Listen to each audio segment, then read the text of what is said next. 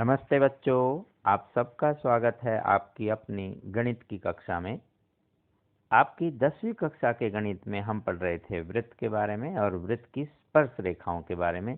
आइए वृत्त की स्पर्श रेखाओं पर आधारित कुछ और प्रश्न करें आज आपके साथ। तो वृत्त की स्पर्श रेखाओं पर हम प्रश्न करें उससे पहले हम पिछली कक्षा का कुछ कार्य दोहरा लेते हैं। तो यहाँ एक क्वेश्चन है, एक वृत्त के व्यास के सिरों पर बनी स्पर्श रेखाएं एक दूसरे के क्या होती है। तो आप भली भांति जानते हैं कि जब भी हम व्यास के अंतिम सिरों पर, जो भी उसके दो सिरे हैं, उस पर स्पर्श रेखाएं बनाते हैं, क्योंकि स्पर्श रेखा त्रिज्या के साथ 90 डिग्री का कोण बनाती है। अब जब इधर भी 90 डिग्री का कोण है, उसके अपोजिट में भी 90 डिग्री का कोण है, इसका मतलब वो दोनों आपस में समांतर हैं। तो यहाँ आप आराम से पिछली कक्षा में हमने बात की थी, तो ये दोनों आपस में क्या होंगे, समांतर होंगे। यदि स्पर्श रेखाएं PA और PB एक बिंदु P से केंद्र O के साथ 80 डिग्री का कोण बनाती है, तो POA कितना है, ये भी याद आपको होगा, पिछली कक्षा का ही सवाल है। और याद करने के लिए कहा था कि केंद्र पर बना हुआ कोण और जहां पर स्पर्श रेखाएं झुकती है वो कोण, उन दोनों का योगफल सदैव 180 डिग्री होता है।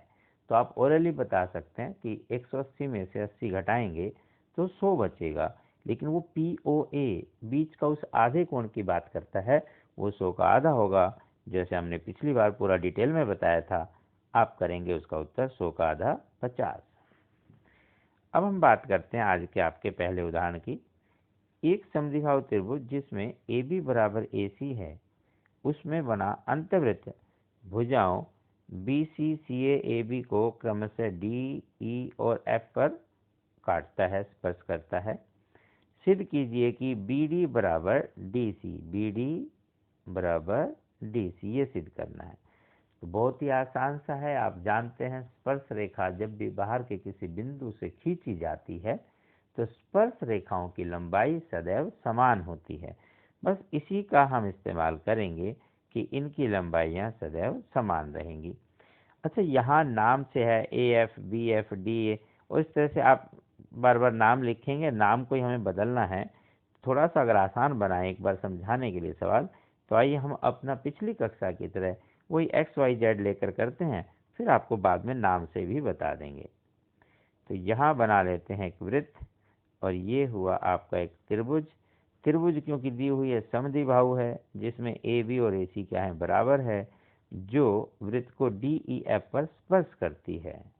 तो ये हमें दिया हुआ था, वृत्त का केंद्र O है, वो हम ले लेंगे। अब जो हमें ज्ञात करना उससे पहले हम लिख देते हैं जो हमें पता है कि क्योंकि A से AF और AE दोनों स्पर्श रेखाएं हैं, दोनों समान रहेंगी, माना X। ऐसा आप चाहें तो लिख भी सकते हैं कि AB एक स्पर्श रेखा है, तो यहाँ पर AF और AE ये भी स्पर्श रेखाएं हैं और ये दोनों लंबाइयां बराबर होंगी, तो AF बराबर AE बराबर X, ऐसा आप कर सकते थे। इसी प्रकार BF और BD भी स्पर्श रेखाएं हैं बाहर के एक बिंदु B से, इनकी रेखाओं की लंबाई भी समान रहेगी, मान लेते हैं Y के। फिर C बिंदु से CD और CE बराबर है, ये स्पर्श रेखा इसके समान थी, ये स्पर्श रेखा इसके समान थी, और बाहर के बिंदु C से CD समान है किसके, CE के। बस इतनी सी बात। तो यहाँ से आप बता सकते हैं, तो Z तो ये भी Z, ऐसा कुछ भी मान सकते हैं आप, XYZ। अब ध्यान दीजिए, सवाल में दिया हुआ है AB बराबर AC, तो AB यहाँ पर आपको कितना नजर आया, AB X जमा Y, और AC X जमा Z। बस ये ऐसे कैसा लिख देंगे, तो X जमा Y और बराबर होगा AC के स्थान पर लिखा X जमा Z।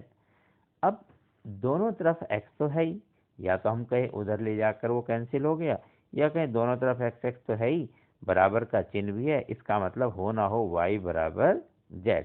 तो दिस इम्प्लाइज दैट Y बराबर Z। ये जो आपका साइन अभी लगाया है बच्चों, ये इम्प्लाइज का हिंदी में कहें कि इसका अर्थ ये है, इस चिन्ह का अर्थ यही है जो मैं बोल रहा हूँ, यानी कि इसका अर्थ ये है। तो पढ़ेंगे कैसे कि x प्लस वाई बराबर x जमा जेड का अर्थ ये है कि y बराबर z, क्योंकि x तक से कैंसिल हो गया, तो हम इसका अर्थ ये है कि हम इसे ऐसा लिख सकते हैं। तो y बराबर z, तो y यहाँ बी एफ भी है और बी डी भी है, जेड सी ई भी है और डी सी भी है। तो जो हमें सिद्ध करना है हम वो आराम से कर सकते हैं। तो y को हम लिख सकते हैं बी डी और z को लिख सकते हैं डी सी, और यही हमें सिद्ध करना था कि बी डी बराबर डी सी। बहुत ही सरल हो जाता है जब हम ऐसे W X Y A B C D कुछ लिखें और आराम से 1-2 लाइन में सवाल समाप्त हो जाता है।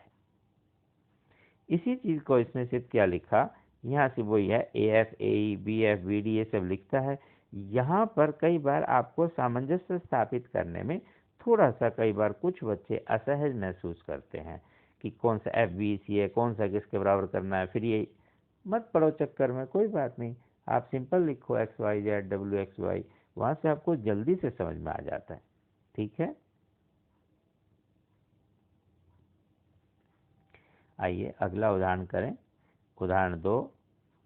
तो उदाहरण 2 में है, सिद्ध कीजिए कि वृत्त के परिगत बना समांतर चतुर्भुज समचतुर्भुज होता है। वृत्त के परिगत बना एक समांतर चतुर्भुज ए बी सी डी, जो भी हमने यहाँ समांतर चतुर्भुज लिया, ये बताना है। तो ये एक समचतुर्भुज सिद्ध करना है कि अगर ये समांतर है। तो पहले आप समझ लीजिए ऐसे ही, फिर आप चाहें तो ऐसे ही डब्ल्यू एक्स वाई जेड करके भी कर सकते हैं।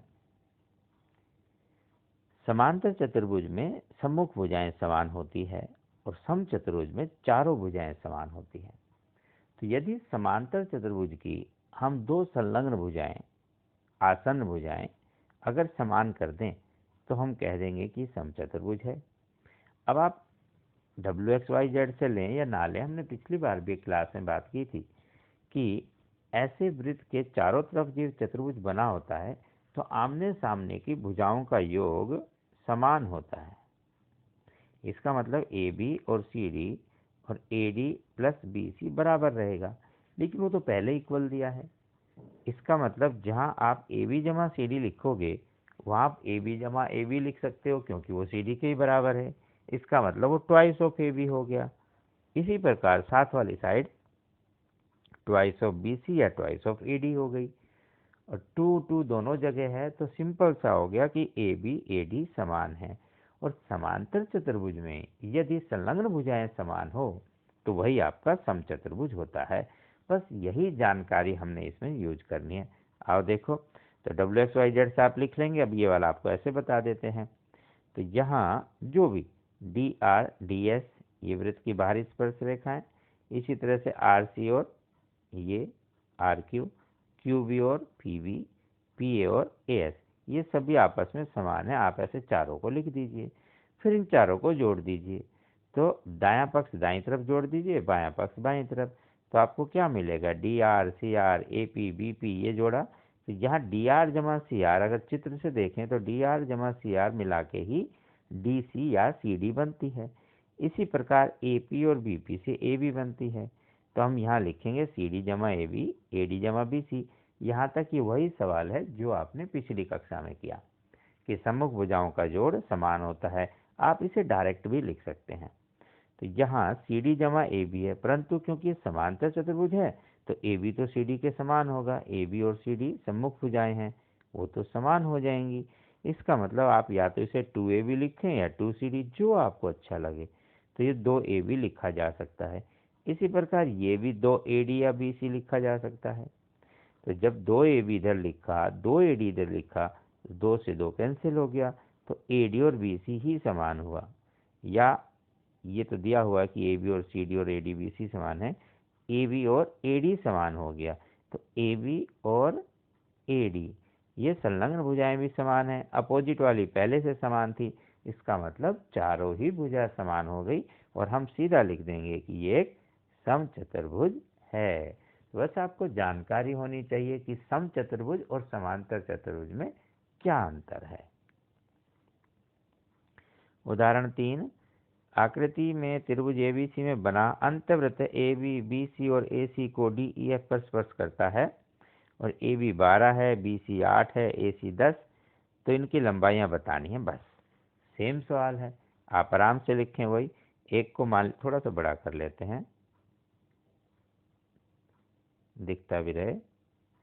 तो यहाँ है ए बी 12, बी सी 8 और ए सी 10। तो हम इसको यदि x मान लेते हैं ए डी को, तो इधर का हिस्सा 12 घटा x हो गया। अब जब बी डी अगर 12 घटा x है, तो बी ई भी यही होगा और ए एफ होगा x, और ये हो जाएगा 12 घटा x। अब जब ए एफ और ए डी तो समान थे, स्पर्श रेखाएं, इसी प्रकार सी एफ और सी ई भी स्पर्श रेखाएं हैं। तो ए सी पूरा दिया हुआ 10, ए एफ हमने ले लिया x, तो एफ सी क्या बच गया 10 माइनस एक्स, तो इधर भी 10 माइनस एक्स होना चाहिए। बट गौर से देखें तो बी सी तो दिया हुआ है 8, तो यहाँ से आप किसी एक जगह से 2 का हमने यूज किया, तीसरे में हम सब्स्टिट्यूट कर देंगे प्रतिस्थापन, कि यहाँ देखा जाए तो बी सी की वैल्यू तो 12 घटा एक्स जमा 10 घटा एक्स होनी चाहिए, लेकिन बी सी है कितना 8, बस यही बात हम यहाँ लिख देंगे।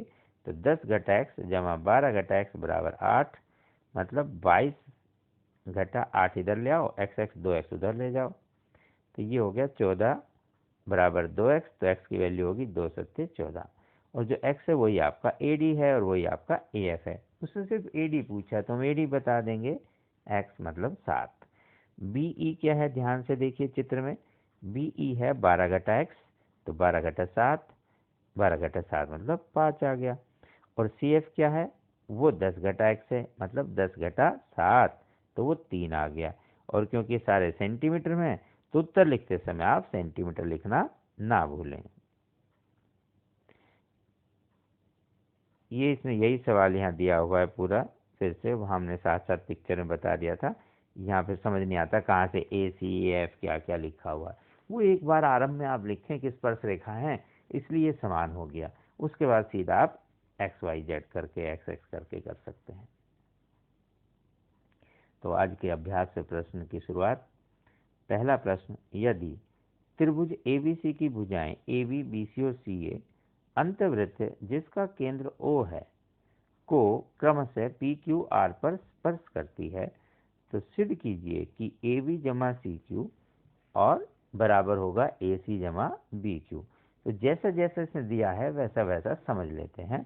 त्रिभुज ABC बनाएं और इसके अंदर एक वृत्त हो जहां ये सभी भुजाओं को स्पर्श करे, और उनके नाम रखेंगे PQR।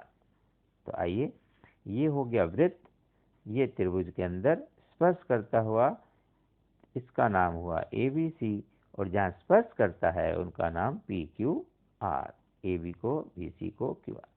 इस तरह से हमें पता है कि B बाहर के एक बिंदु है, यहाँ से स्पर्श रेखा समान होगी BP और BQ।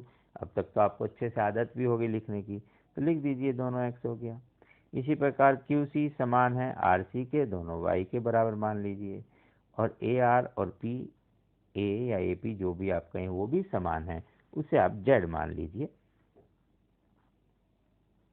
अब आप चाहें तो लिख सकते हैं कि हमने ऐसा क्यों लिखा है, एक लाइन जो बोल रहे हैं बस वही लिखना है, कि क्योंकि ये टेंजेंट है, स्पर्श रेखा है AB BC CA, इसलिए ऐसा है। कैसा, जो हम लिख रहे हैं कि PB बराबर BQ, बस यही आप लिखते चले जाएं। AP is equal to AR, Z के समान, Z मतलब हमने माना, और PB is equal to BQX, AC is equal to CRY। अब जो निकालना है वो करते हैं। हमें बताना था सवाल में AB जमा CQ, तो AB कितना है ध्यान से देखें, AB x जमा Z, CQ किधर है, ये वाला Y, तो यहाँ क्या आ जाएगा x जमा Z बराबर Y। तो यहाँ ये लिख देंगे आप,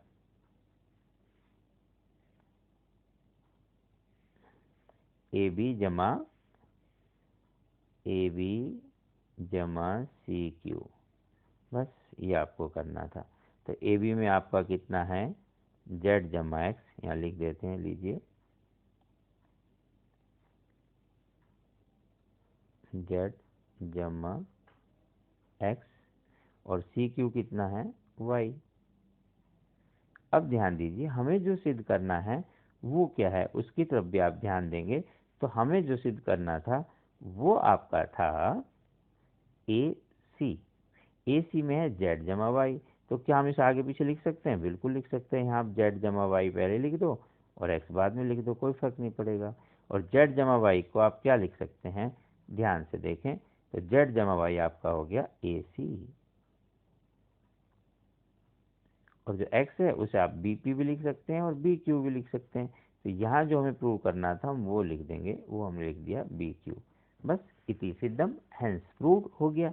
यही आपको प्रूव करना था, आप इसे देख सकते हैं सवाल में, यही प्रूव करना था ए बी सी क्यू, तो ए सी बी क्यू, ए सी और बी क्यू, यही आपको प्रूव करना था।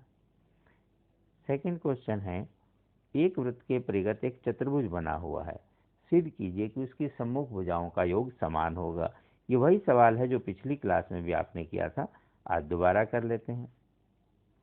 ये चतुर्भुज, इसके अंदर वृत्त है या कहें वृत्त के परिगत एक चतुर्भुज है, आमने सामने की भुजाओं का जोड़ बराबर है, तो हम वही कहेंगे कि बाहर के बिंदु से स्पर्श रेखाएं समान होती हैं, एक्स वाई जेड डब्ल्यू। अब ए डी जमा बी सी, ए डी जमा बी सी सम्मुख भुजाओं का जोड़, ये सिद्ध कर देंगे कि ए बी और सी डी के बराबर है। तो ये कितना हुआ? ध्यान से देखें, डब्ल्यू और जेड, और बी सी कितना हुआ? एक्स जमा वाई। इसका मतलब इनको आगे पीछे भी लिख सकते हैं, तो डब्ल्यू जमा एक्स जोड़ते हैं हम, तो डब्ल्यू जमा एक्स ध्यान से देखें ये कितना है? ए बी, और जो बच गया जेड जमा वाई उसको हम लिख सकते हैं डी सी या सी डी, जो भी आप कहें, तो ए बी जमा सी डी। यही हमें सिद्ध करना था कि सम्मुख भुजाओं का योग समान होता है। हो गया समान, ए डी जमा बी सी बराबर हो गया ए बी जमा सी डी। बहुत ही आसान से सवाल है, बस आप लिखने का अभ्यास कर लीजिए। एक और सवाल है, आकृति में त्रिज्या आर वाले वृत्त के परिगत एक समकोण त्रिभुज एबीसी है। यदि AB और BC की लंबाइयां 8 और 6 हो तो R की लंबाई ज्ञात कीजिए। ये एक समकोण त्रिभुज है, इसके अंतर्गत ये वृत्त बना हुआ है। यहाँ ABC जैसा दिया हुआ है, 8 सेंटीमीटर 6 सेंटीमीटर, तो हम पाइथागोरस ट्रिपलेट से बता देंगे कि AC 10 होगा। लेकिन अगर नहीं है तो आप लिख के भी दिखाएंगे, तब भी आप याद रखें कि ये 10 होता है ताकि आपको समय कम लगे। तो यहाँ 10 है तो हम पहले सवाल समझ लें, सेंटीमीटर में दिया है तो सेंटीमीटर लिख देंगे। वृत्त का केंद्र जहाँ लेंगे तो वृत्त की त्रिज्या दी है R, तो ये त्रिज्या यहाँ भी R है। ये अगर देखें तो इधर भी 2 जगह मिलेगी, वहाँ भी R होगी, ये भी R होगा और ये भी R होगा। इस प्रकार ये त्रिज्या हम बता सकते हैं। तो आइए लिखते हैं समकोण त्रिभुज में, अगर 10 बताना है कैसे निकाला तो आप लिख देते हैं समकोण त्रिभुज में AC का वर्ग बराबर EB का वर्ग जमा BC का वर्ग, वो होता है 8 का वर्ग जमा 6 का वर्ग, 64 जमा 3600 जो होता है 10 का वर्ग। इसका मतलब AC का मान हो गया 10। अब करते हैं थोड़ी सी बात, क्योंकि स्पर्श रेखाएं हैं, बार बार हम लिख चुके, एक लाइन लिखेंगे, ये स्पर्श रेखा है जहाँ मिल रही है। अब ध्यान से देखो, जो केंद्र है यहाँ से ये जो है ये आपका R है, बिल्कुल, क्योंकि त्रिज्या है, तो ये भी R है। तो इनके अपोजिट में ये देखा जाए तो एक आपका क्या बन गया? स्क्वायर ही तो बना, ये भी 90 का एंगल है, ये भी 90 का एंगल पर है, जहाँ जहाँ स्पर्श रेखा है 90 का एंगल ही बनेगा। तो ये भी R हो जाएगी और ये भी R हो जाएगी। और क्यों हो जाएगी? क्योंकि वृत्त के बाहर बिंदु से स्पर्श रेखाओं की लंबाई वैसे भी समान होती है, तो हम ऐसा भी कह सकते हैं। अब जैसे हमने ये R कहा, तो इधर का जो हिस्सा है ये पूरा 6 है, R यहाँ बच गया तो ये हुआ 6 माइनस R। यहाँ आप नाम भी लिख सकते हो कि ABC, और यहाँ DEFPQR ऐसा कुछ भी लिख सकते हैं। ये 6 माइनस R हो गया, एक बार समझ लें, तो इधर भी 6 माइनस R होगा क्योंकि स्पर्श रेखाओं की लंबाई समान है। ये पूरा 8 है AB, ये R है, तो ऊपर का हिस्सा हो गया 8 माइनस R। लेकिन वो स्पर्श रेखा A से आ रही है, वो तो दूसरी तरफ भी जा रही है, तो वो भी 8 माइनस R हुआ। अब गौर से देखें तो AC आपके पास 10 सेंटीमीटर है, जबकि ये तो 8 माइनस R और 6 माइनस R है। अभी जो उदाहरण किया था उसमें भी सेम यही बातें आ गई थी, बस ऐसे ही मिलता जुलता काम है। तो इन दोनों को जोड़ देंगे, 8 माइनस R जमा 6 माइनस R, ये किसके बराबर है? 10 के। तो 8 से 14 घटा 2R बराबर 10, इसका मतलब 10 इधर ले आओ, 2 उधर ले जाओ, तो 4 बराबर 2r, यानी कि r बराबर 2।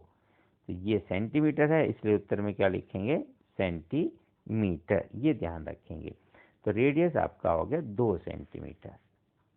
बहुत ही आसान से सवाल हैं, आप इन्हें अच्छे से कीजिए, अभ्यास करें बार बार, और कोविड-19 से अपने आप को बचाए रखने के लिए साबुन से बार बार हाथ धोएं, मास्क का प्रयोग करें, और एक दूसरे से कम 6-7 फुट दूर खड़े होकर वार्तालाप करें यदि ज़्यादा ज़रूरी हो तो स्वस्थ रहिए, सुखी रहिए, पढ़ते रहिए, आगे बढ़ते रहिए।